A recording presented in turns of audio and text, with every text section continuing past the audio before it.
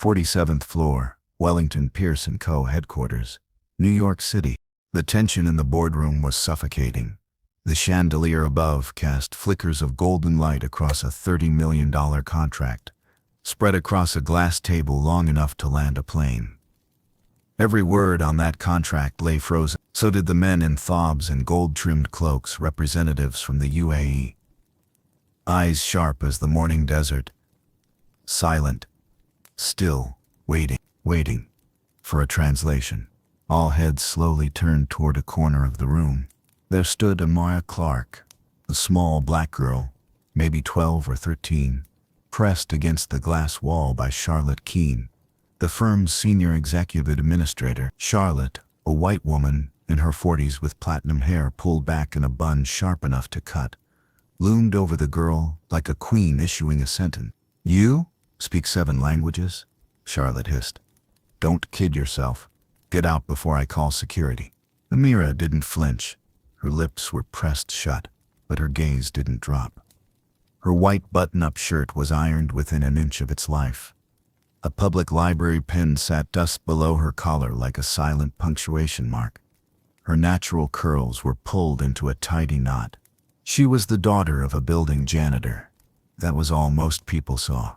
A few minutes earlier, the boardroom had been knocked off script when Khalid Al-Fahim, the UAE's deputy CEO of Sahel Energy, raised his hand mid-meeting and asked, halting English, "Excuse me, could someone translate clause 17 into Arabic? I don't read English well." "Your email said you would provide a translator." Silence. Heavy, awkward, career-threatening silence. William Densmore, the lead external relations aide, fumbled through paperwork, sweat dotting his temples. Someone whispered, "No translator?" Rachel Lynn, legal chief, whispered back. "Mark said they studied in London. He didn't want to blow $4,000 on someone to just sit there." CEO Richard Wexley, powerful jawline, charcoal suit and Wall Street prestige stitched into every seam, let the silence hang. Cold fury sat behind his stare. "I hire all of you, and when the client needs something we just sit."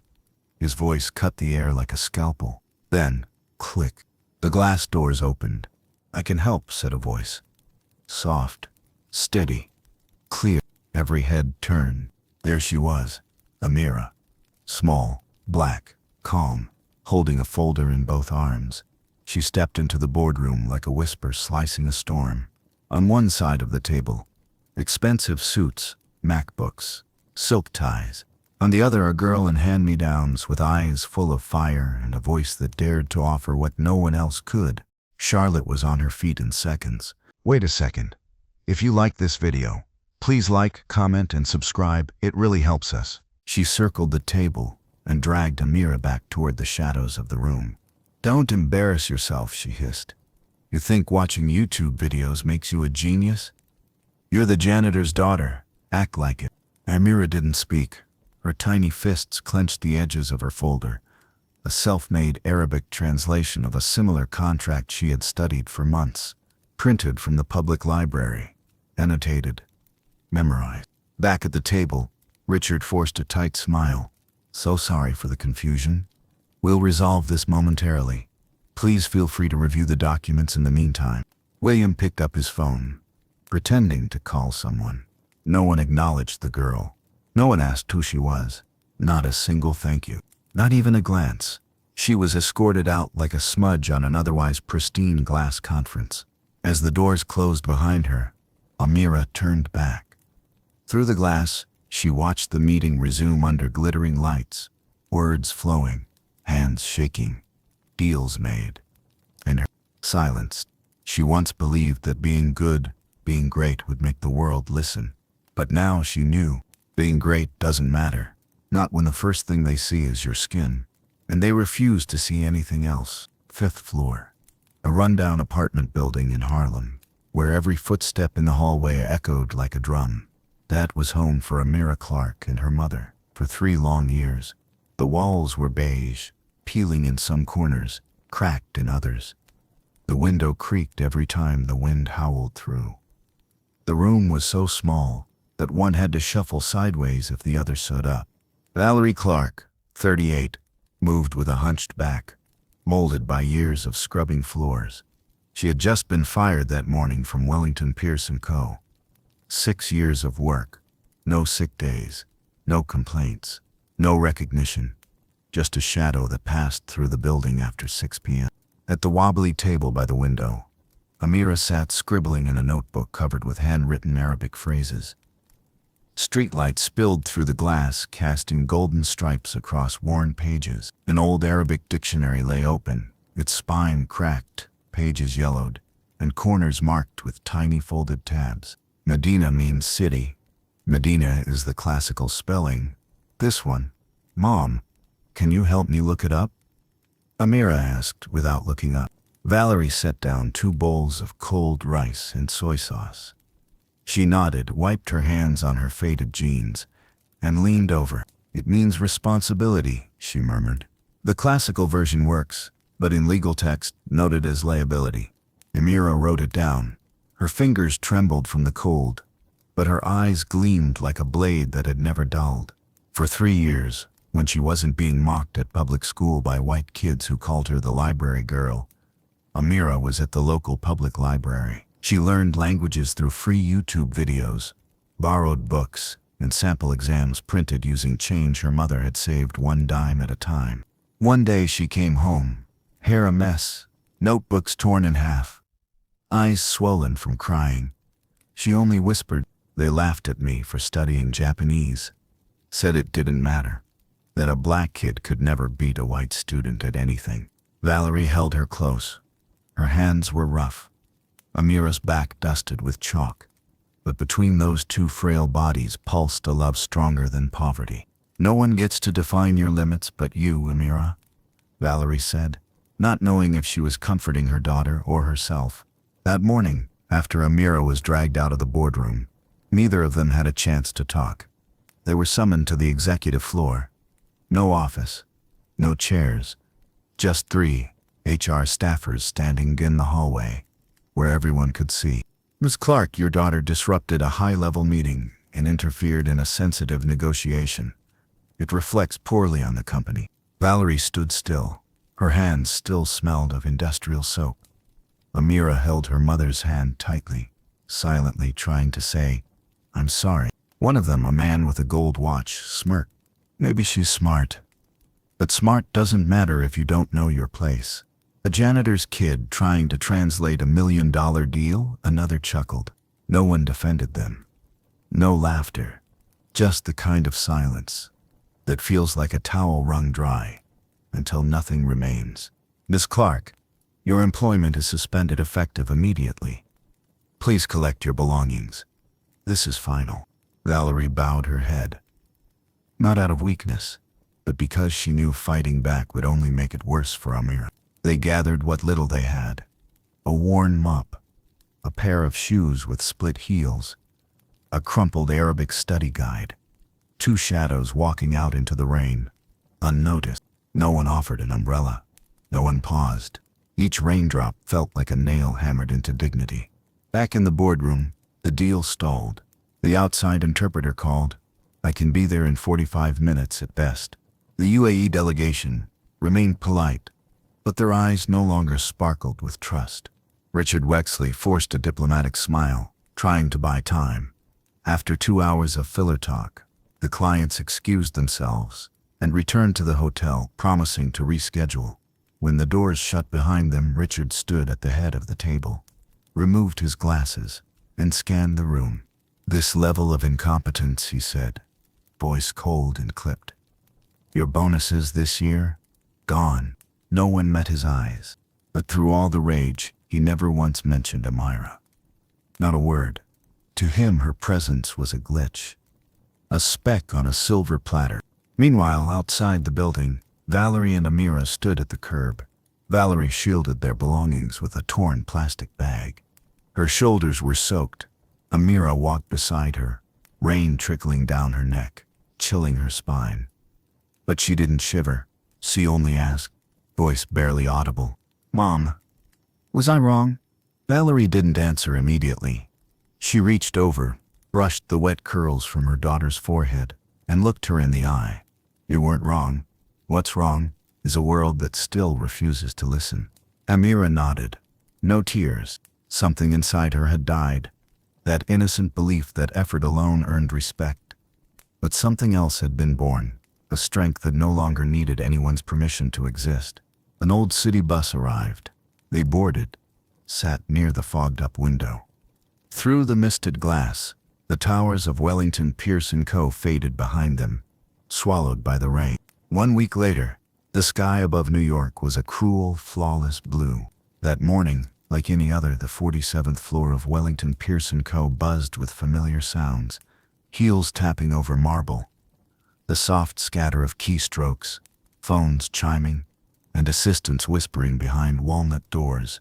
But then, the intercom clicked to life. UA delegation en route to conference room. Prepare for reception. The air tightened. Breaths stalled mid-chest. The $30 million deal, the biggest of the quarter, was back on the table after last week's embarrassment. There could be no mistakes this time. Every document reviewed, every staff member briefed. Richard Wexley, the CEO, entered in a charcoal suit and blood-red tie, power in fabric form. His eyes scanned the room. No wrinkles, no out-of-place expression. He gave a short nod, then the frosted glass doors slid open. 5 men stepped in, same faces from before. Khalid Al-Fahim led the way, calm and unreadable. But this time, there was a 6th figure, Amira Clark, but not the scruffy little girl in a faded uniform, wide-eyed and out of place. Today, Amira wore a beige tailored dress with a rounded neckline, neatly cuffed sleeves, and an olive silk scarf draped gracefully at her throat. Her curls were pinned into a high, clean bun, and as she crossed the threshold, every step deliberate, balanced. The office froze. Charlotte Keene, the same woman who had once yanked her out by the wrist, spilled her drink slightly. Her face went pale. William Densmore opened his mouth but found no words, and those junior staffers who had laughed about the janitor's kid shrank into their chairs as if their suits were stitched with guilt. Amira didn't look at them. She gave a single, composed smile to Mr. Khalid, a quiet, assured acknowledgement of where she now stood. Khalid took his seat. Before opening the black suede folder with the contract, he spoke, voice even and firm. "Before I sign, this young woman, Miss Amira Clark, will verify the full translation and assist in interpreting key provisions. If everything aligns, we proceed." In a room lined with degrees and resumes, no one objected. All eyes shifted to Richard. He nodded slowly, not quite recognizing her, just knowing there could be no errors today. Amira sat at the table, unfolded a printed document, and began reading aloud in flawless English, then translating into Arabic with clean precision, each word crisp like wind over glass. But she didn't just translate, she dissected. Clause 12, Section 3, contains "in case of joint dispute." In Arabic, this could mislead, suggesting a bilateral legal confrontation rather than cooperative resolution, which was the original intent. Khalid nodded. The delegation checked the line. Amira went on. Clause 18, Line 2, authorized party in Arabic. It risks being interpreted as sole representative, which contradicts the dual-party framework your team outlined. I recommend adjusting the phrasing accordingly. On and on she went, calm, clear, unwavering. The room, once dense with corporate bravado, fell into reverent silence, like a classroom on exam day. After over an hour, Khalid signed. Then he extended his hand to Richard. "Thank you. The agreement is complete.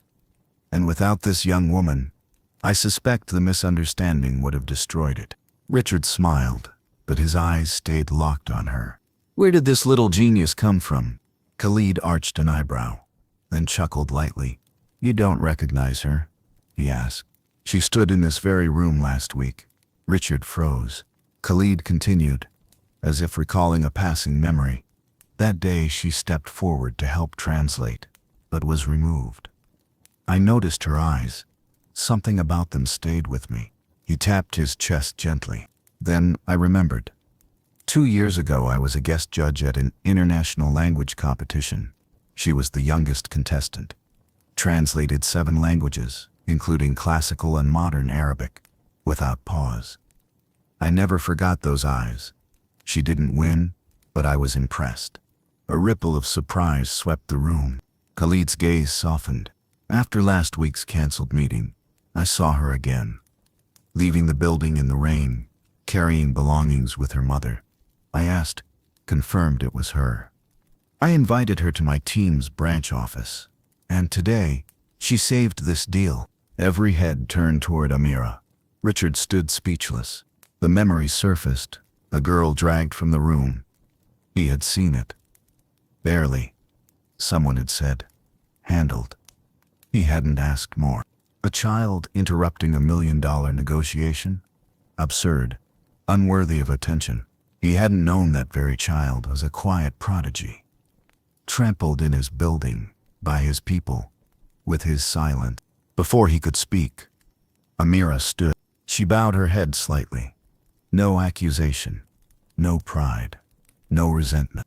Only those eyes, calm, wise, distant, like she had already moved beyond him, beyond the 47, beyond a world that once refused to let her belong. 3 hours after the UAE delegation left the headquarters of Wellington Pierce & Co., an emergency meeting was called. No public notice, no online dial-in. Every department head was summoned to the 48th floor boardroom, a place reserved only for decisions that could alter the company's future. Richard Wexley, who had just smiled his way through the signing of a $30 million contract, entered the room with a face carved from silence. He didn't sit. He didn't smile. He stood at the edge of the glass table, one hand resting lightly, his voice quiet, but sharp as a honed blade. I don't want data reports. I don't want excuses. I want to know which of you dragged a black girl out of that boardroom without even asking why she was there. Silence. Faces shifted from pale to stricken. Who mocked a child? Who dismissed talent because of her skin color, or because her mother mopped our floors? One manager stirred, about to speak, but Richard raised a hand. Save it. I've reviewed the security footage.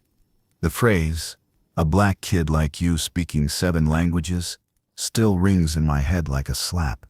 Not a slap to her. A slap to this company. He looked up, gaze hard as steel. Effective tomorrow, Charlotte Keene. Administrative director is terminated. Immediately.